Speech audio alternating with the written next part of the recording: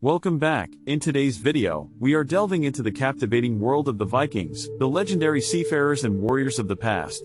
In the 9th century AD, a group of seafaring warriors emerged, known as the Vikings. These fierce raiders set sail from the lands of Scandinavia, which encompass present-day Denmark, Norway, and Sweden. The Norsemen, or Northmen, as the people of this region were called, embarked on daring expeditions that involved raiding, looting, and even killing along the coasts of Europe.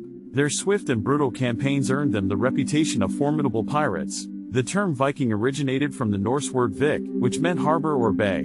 When the Norsemen ventured out on their raids, they were said to go a-viking. These Viking warriors quickly became the most feared raiders of their time and were the primary representatives of the Norse culture that most Europeans encountered.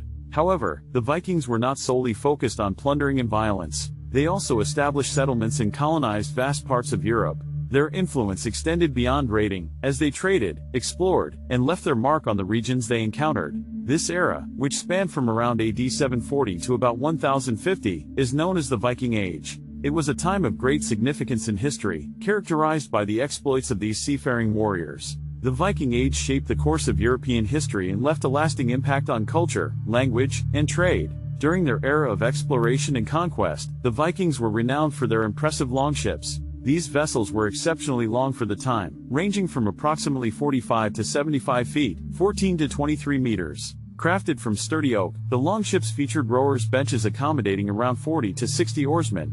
Each ship boasted a single mast with a square sail, often adorned with vibrant stripes. Along the gunwale, brightly colored shields overlapped, adding to the formidable appearance of the ships. The longships were designed with pointed ends, allowing them to navigate both forward and backward without turning around. Their tall, curved prows were typically intricately carved in the form of dragons. Referred to as dragon ships, these vessels would often emerge in a bay at dawn, striking fear into the hearts of those who witnessed their arrival. As the ships reached the shore, fierce warriors would swiftly disembark, unleashing battle cries and launching attacks on unsuspecting villages. Armed with swords and battle axes, they would engage in combat, causing devastation and chaos. Many villagers would lose their lives, while others would be captured, and the raiders would gather all the plunder they could carry before setting sail once again. Initially, Viking attacks were carried out by small bands, but as time went on, their numbers grew, and they ventured farther from their homelands. To the north and east, they targeted the Sami, Lapps, Finns, and Russians. In the west, they conquered and held large portions of Great Britain and Ireland for generations. Expanding southward, they occupied parts of northern France. While they didn't conquer any territory south of France, Viking ships sailed along the coasts of Spain and Portugal, plundering Sicily and the northern shores of Africa. They even launched an attack on Constantinople, the capital of the Eastern Roman Empire, now Istanbul, Turkey. In their westward pursuits, the Vikings went beyond the British Isles and crossed the vast Atlantic Ocean, seizing Iceland from the Irish monks who had settled there.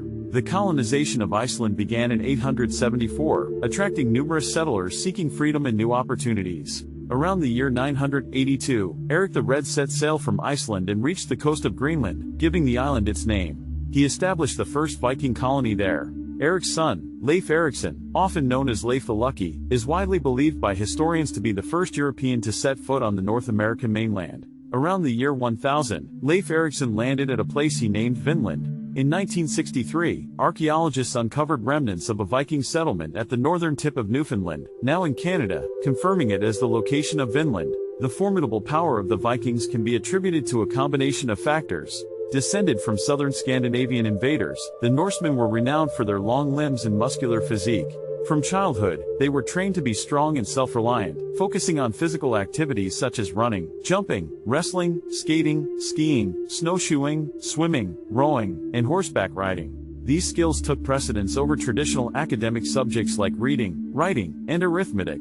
As soon as a boy could wield a weapon, he was taught the art of sword thrusting, battle axe swinging, and spear throwing. A significant aspect of their strength stemmed from their religious beliefs, as the Norse gods themselves were warriors. Thor the Thunderer waged constant war against the icy snow giants of the north, while the chief god Odin presided over Valhalla, the revered warrior's heaven. Death in battle was considered the most honorable demise, as it granted entry into Valhalla.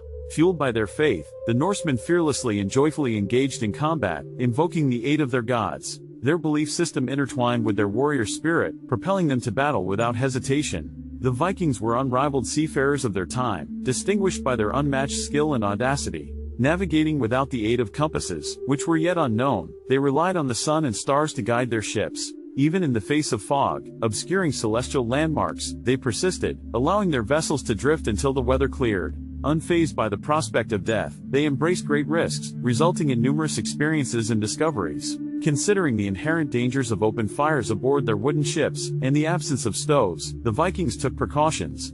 Unless on a long sea voyage, they would anchor in tranquil bays each evening, setting up camp on the shore.